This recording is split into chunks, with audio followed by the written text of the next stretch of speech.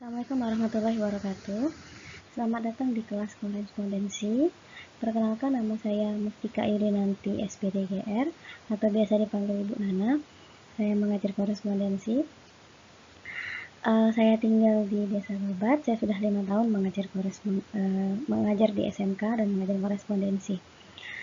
Selanjutnya untuk kelas atau mata korespondensi itu ada 2 buku, yaitu buku latihan dan buku catatan. Buku latihan diperuntukkan untuk ketika saya kasih tugas, kalian mengerjakan di buku latihan, dan ketika saya catatan, tolong catat di buku catatan. Ketika nanti kita pertemuan tatap muka, buku latihan dan buku catatan itu dikumpul dan akan saya nilai. Untuk korespondensi, pertemuan pertama ini dimulai dengan sub atau KD komunikasi kantor. Yuk kita mulai. Di sini ada namanya lingkup komunikasi kantor. Situ yang pertama ada konsep komunikasi kantor. Nanti kalian bisa tahu pengertian dari komunikasi itu apa sih, komunikasi di kantor itu apa. Yang kedua, itu ada jenis komunikasi kantor. Jadi komunikasi itu bukan hanya kita berbicara, tapi ada jenis-jenisnya, nanti kita lihat. Yang ketiga, itu ada proses komunikasi kantor. Yang keempat, itu ada sarana komunikasi kantor. Kita mulai dengan konsep komunikasi kantor. Definisi atau pengertian dari komunikasi kantor. Yang pertama, menurut para ahli, yaitu McFarland, komunikasi adalah proses interaksi atau hubungan saling pengertian satu sama lain antara manusia. Jadi ketika terjadi komunikasi itu ada proses pengertian di situ. Yang kedua itu adalah KBBI atau Kamus Besar Bahasa Indonesia. Komunikasi adalah pengiriman dan penerimaan pesan antara dua orang atau lebih sehingga pesan yang dimaksud bisa dipahami. Jadi ketika kita berkomunikasi itu minimal ada 2 orang. Ya, itu namanya komunikasi. Ketika kalian sendiri atau kalian sedang berbicara sendiri atau sedang menonton TV, itu namanya bukan komunikasi. Tapi ketika kalian teleponan, walaupun kalian sendiri dan orang yang kalian telepon itu di mana, itu tetap ada komunikasi. Atau komunikasi itu adalah adanya timbal balik. Yang ketiga, itu menurut Kamus Administrasi Perkantoran, penyampaian berita yang mengandung bermacam-macam keterangan. Jadi intinya komunikasi itu adalah timbal balik atau kita berbicara antara orang satu dengan orang lain minimal 2 orang atau lebih. Itu komunikasi. Oke, dari pengertian dari para ahli KBBI dan Kamus Administrasi Perkantoran, saya minta kalian simpulkan apa sih komunikasi kantor menurut kalian. Itu tugas pertama ya, tolong dikerjakan di buku latihan. Jadi komunikasi kantor itu apa sih menurut kalian? Itu tugas pertama.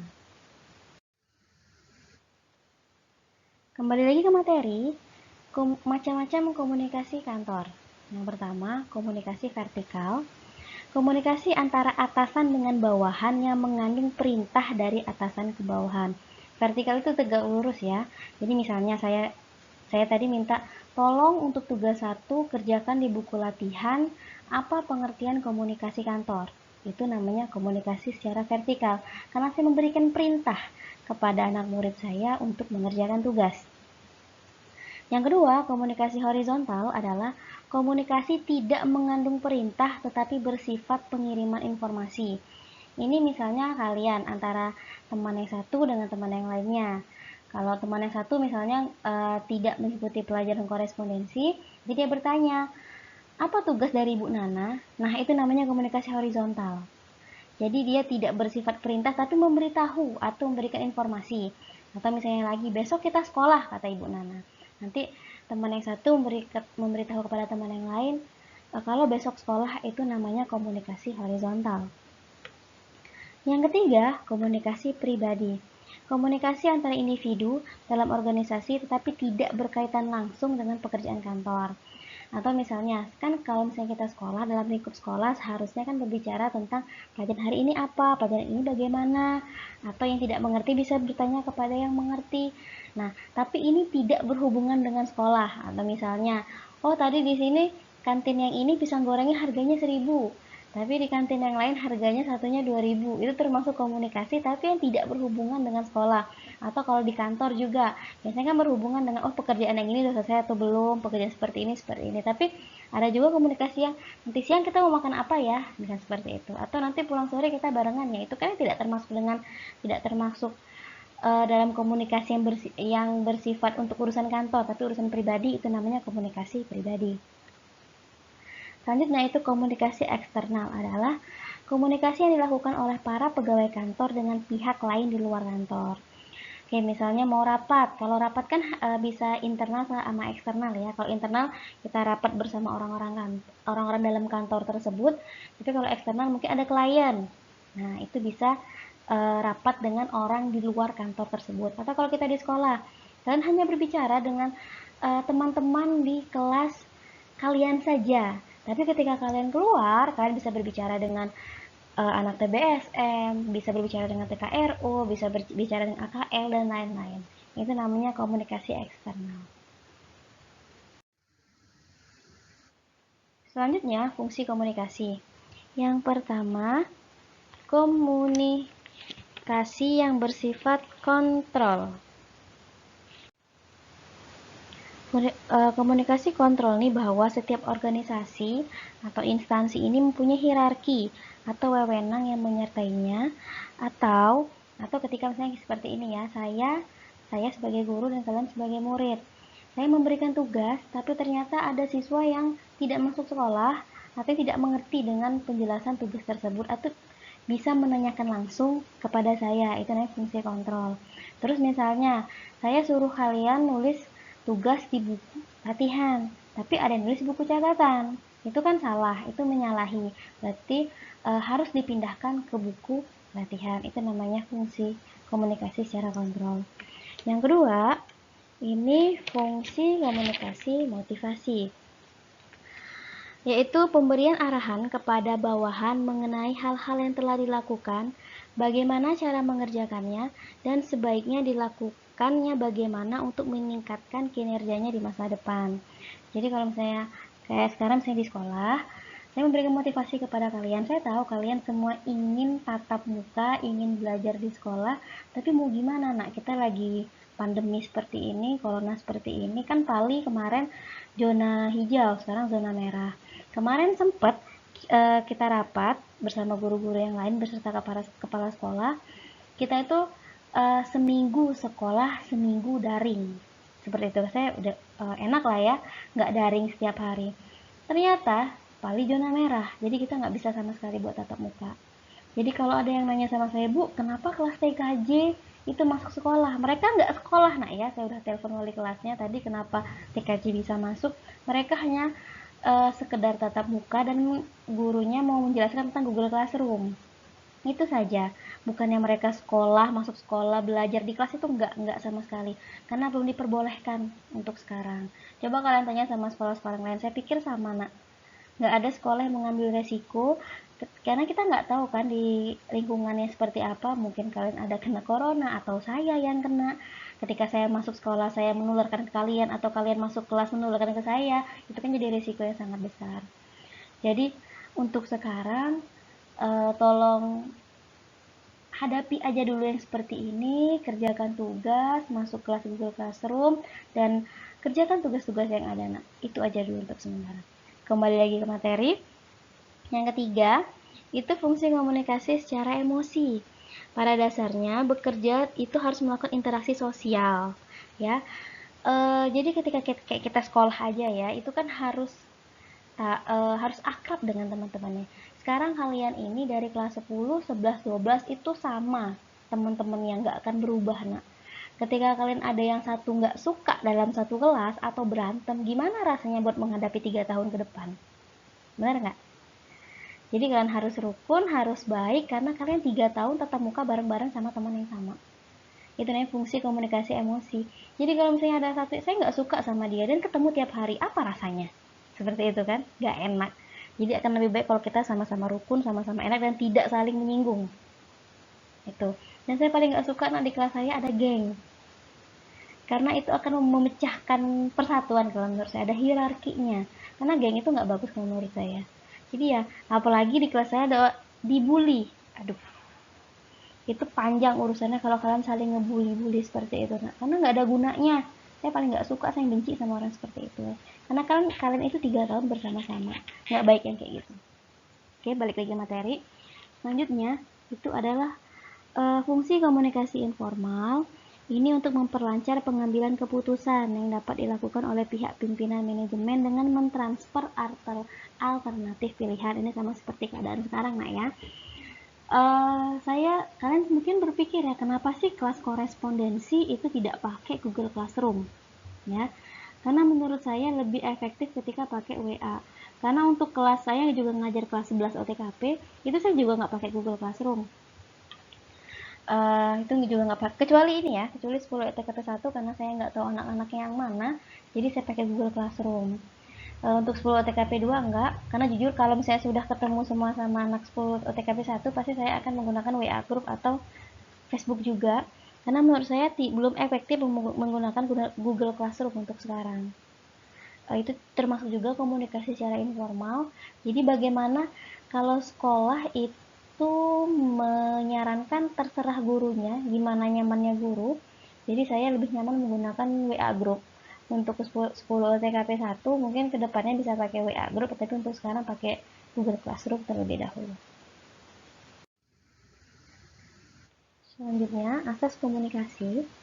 Itu yang pertama, komunikasi berjalan antara pikiran seseorang dengan pikiran orang yang lain. Jadi kalau kita komunikasi itu harus sejalan pikirannya. Misalnya seperti ini, saya nanya ke si A, udah makan belum? Tapi pikirannya kemana-mana, dia jawab, e, saya udah masuk sekolah. Kan nggak nyambung yang seperti itu. Jadi kalau misalnya saya tanya udah makan belum, jawabannya sudah kenyang atau belum. Kan seperti itu, harus sejalan. Yang kedua, orang hanya dapat memahami tentang suatu hal jika menghubungkan dengan hal lain yang dimengerti. Jadi seperti ini. Kalau misalnya kalian tuh misalnya matematika ya, belajar matematika, belum bisa pembagian, belum bisa bagi ya. Misalnya 2 bagi 2 nggak tahu, cara bagi aja nggak tahu. Tiba-tiba saya ngomong, coba bagi 10 bagi 2. Seperti itu kan nggak nyambung ya, karena kalian belum belajar, tiba-tiba saya tanyakan. Jadi kalau kita ingin komunikasi kita lancar, harus saya menyampaikan sesuatu yang dimengerti sama Anda dan Anda tahu apa yang saya bicarakan. Jadi itu nyambung. Yang ketiga, orang melakukan komunikasi mempunyai kewajiban membuat dirinya dimengerti. Jadi orang melakukan komunikasi mempunyai kewajiban membuat dirinya dimengerti. Jadi seperti ini ya. Jadi kalau saya berbicara, saya pengen sekali kalian mengerti apa yang saya bicarakan. Misalnya, kenapa sih Bu harus pakai bahasa Indonesia? Kalian mau prakerin loh, kelas 11, semester 2, kalian tuh prakerin. Ketika kalian prakerin itu nggak seluruhnya ditempatkan di penukal, nak ya. Karena ketika kalian ditempatkan di pendopo, misalnya, pendopo pun belum tentu bisa bahasa penukal. Itu pendopo ya, yang notabene sama-sama Pali. Bagaimana kalau kalian ditempatkan di Palembang, Prabu Mulih, Tanjung Enim, Muara Enim? Nggak ada yang bisa bahasa penukal, hanya orang-orang asli penukal atau orang Pali yang bisa berbahasa mereka. Nah, makanya ketika misalnya seperti ini, kalian nanti anggapnya magangnya nanti di Palembang ya. Kalian tetap kekeh mau pakai bahasa penukal ketika magang. Apakah ngerti orangnya? Apakah yang kalian ajak ngomong nanti mengerti apa yang kalian bicarakan? Saya rasa enggak, nah. Jadi kalau misalnya, oh ya saya di Palembang nih, yang menyesuaikan, saya ngomong bahasa Palembang. Kalau seperti saya sekarang, saya usahakan kalian ngomong sama saya itu pakai bahasa Indonesia, karena dibiasakan, nak. Bukan saya tidak menghargai bahasa daerah, bukan. Karena kalau tidak biasa nanti kebawa-bawa terus bahasanya. Karena ketika kalian di rumah kan bisa ngomong sama orang tua, adik, kakak, saudara, segala macam pakai bahasa lokal. Tapi ketika di sekolah usahakan pakai bahasa Indonesia. Seperti itu. Yang keempat, orang yang tidak paham dalam menerima pesan mempunyai kewajiban dalam minta penjelasan. Misalnya, Bu, saya nggak ngerti sama penjelasan Ibu, ini maksudnya apa? Itu boleh ditanyakan. Atau misalnya kalian berbicara yang tidak dimengerti, kalian ngomong pakai bahasa Inggris, ternyata orang kalian ngajak ngomong nggak ngerti, ya kalian minta penjelasan pakai bahasa Indonesia aja, jangan pakai bahasa Inggris, kira-kira seperti itu ya. Next. Nah, ini ada jenis komunikasi kantor. Yang pertama, komunikasi atas ke bawah. Yang kedua, komunikasi bawah ke atas. Yang ketiga, komunikasi horizontal. Yang keempat, komunikasi lisan. Yang kelima, komunikasi tulisan. Yang keenam, komunikasi pada halayak ramai. Yang ketujuh, komunikasi motivasi. Yang kedelapan, komunikasi pelaporan. Ini ada 8 jenis komunikasi kantor. Nah, tugas yang kedua, carilah pengertian dari istilah di atas. Jadi untuk hari ini ada 2 tugas ya. Yang pertama tadi, pengertian komunikasi kantor menurut para ahli tadi kalian simpulkan. Yang kedua, dari 8 jenis komunikasi kantor ini cari juga pengertiannya.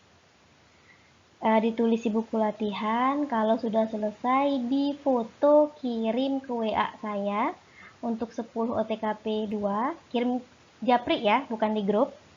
Untuk 10 OTKP 1 silahkan kirim di Google Classroom. Saya akan menyertakan nomor WA saya di Google Classroom. Kalau kalian merasa udah kumpul aja di WA, boleh.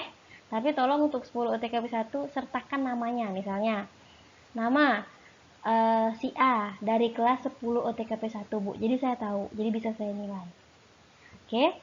Sampai di sini pertemuan hari ini. Jika ada yang kurang mengerti, boleh ditanya. Di grup di sana, di Japri juga boleh, terserah kalian. Di Google Classroom juga bisa kalau ada yang tidak mengerti. Yang penting harus mengerjakan tugas. Ya. Tugas dikumpul secepatnya karena saya mau laporan sama kurikulum. Nah, nanti kalau misalnya kalian tidak mengerjakan tugas, saya anggap alpa. Kan sayang ya. Karena untuk 10 OTKP 2, 3 kali alpa saya panggil orang tua walaupun daring, Nak. Walaupun daringnya. Oke, sampai di sini. Assalamualaikum warahmatullahi wabarakatuh.